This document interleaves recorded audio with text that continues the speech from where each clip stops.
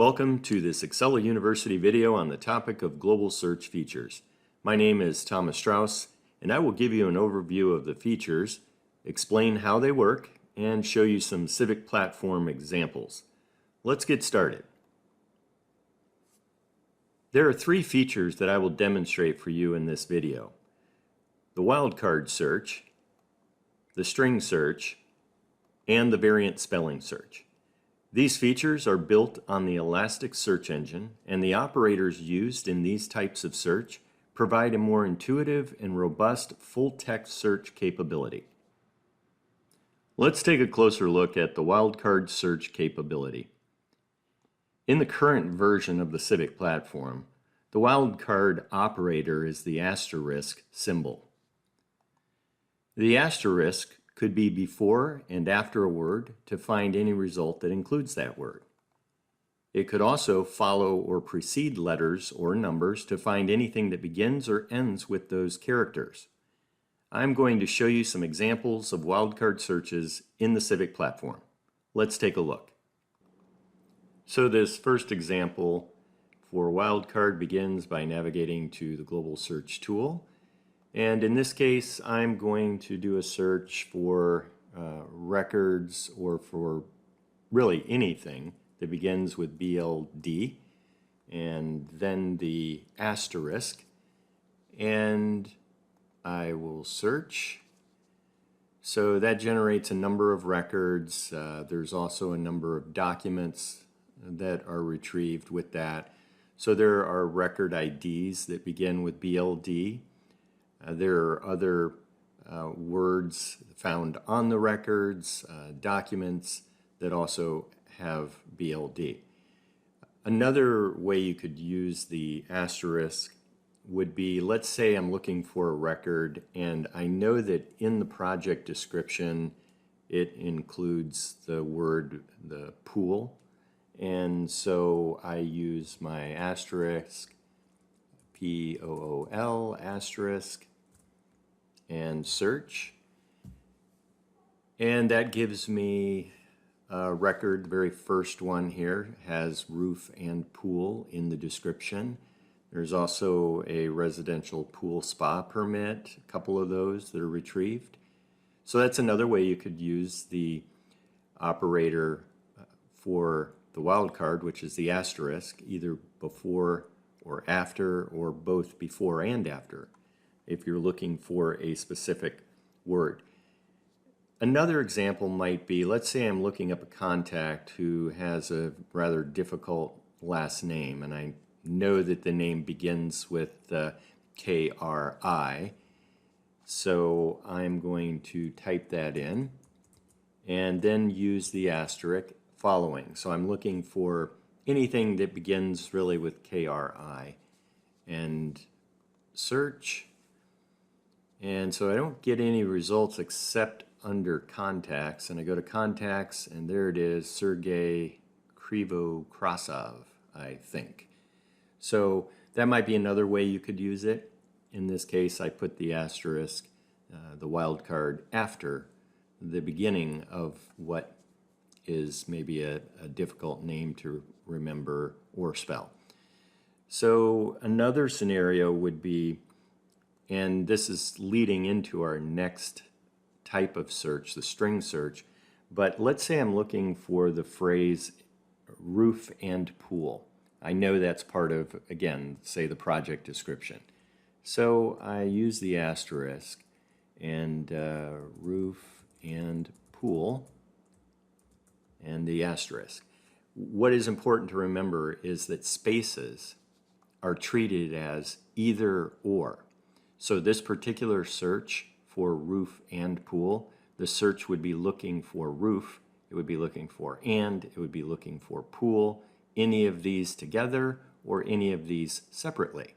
So it's not just this phrase or string of roof and pool. So I hit search and I do get the record, the very first one there. It has roof and pool as the result in the description. And then there's many other records as well. There's a residential pool spa permit again. So you could use the wildcard in that way, but just recognize that spaces are treated as either or. And next we're going to take a look at the string search. Now, as I already mentioned, with global search, spaces are interpreted as either or criteria in the results. And as well as that, dashes between criteria are also treated the same as spaces. So the way that this is overcome, if you want to find an exact string or phrase, you can enclose the criteria with either single or double quotes, and it will search for that exact string.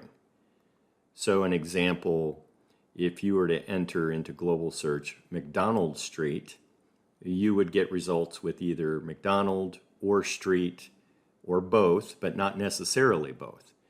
If you put McDonald Street in quotes, you would get results returned with that exact phrase. So let's look at some examples of that as well. Now, in this example, I'm going to enter an address, 711 Park Avenue. And given that we know that spaces between words or numbers are treated as either or, when I search for 711 Park Avenue, I'm getting results for 711 Park Avenue, I'm getting results for 711, for Park, for Avenue. You can see I have a number of records here, either associated with the address or with Park. There's a couple of locations returned, 711 Park Avenue, also 711 West Park Avenue. There's a licensed professional, Park General Contractors. There's also a contact with the last name of Park. And so I'm getting all of these different results that may include the string 711 Park Avenue, but not necessarily. So if I want to search specifically for this string, I can enclose this with single or double quotes. I'll use single quotes. And search. And now my results have been reduced. I've got 4 records here associated with 711 Park Avenue.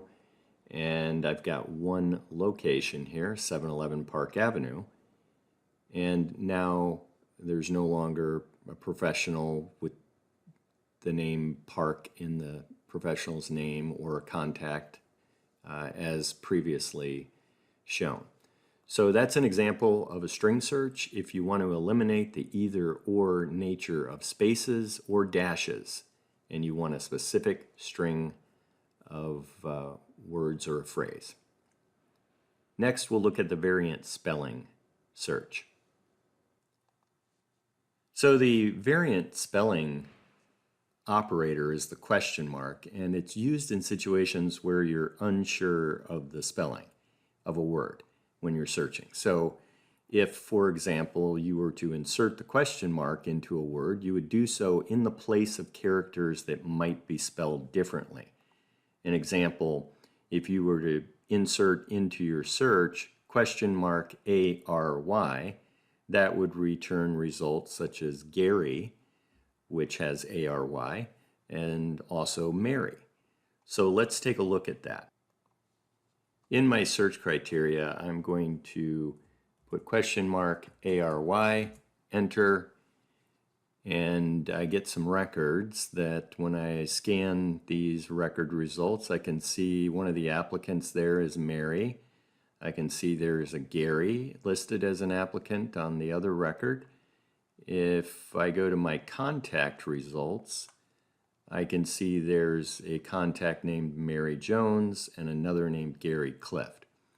Now, another way you could use the variant spelling option or feature is, let's say I'm looking up a contractor. I know the name is Gray, but I'm not sure if that's G-R-E-Y or G-R-A-Y. So I enter G-R question mark Y, And if there are both or either one of those spelling options, I should get that in my results. So I click search, and I have a record here. I see the applicant shows as Henry Gray with an AY. I also see there's a licensed professional result, and I can see Gray Contractors with an EY, Grey.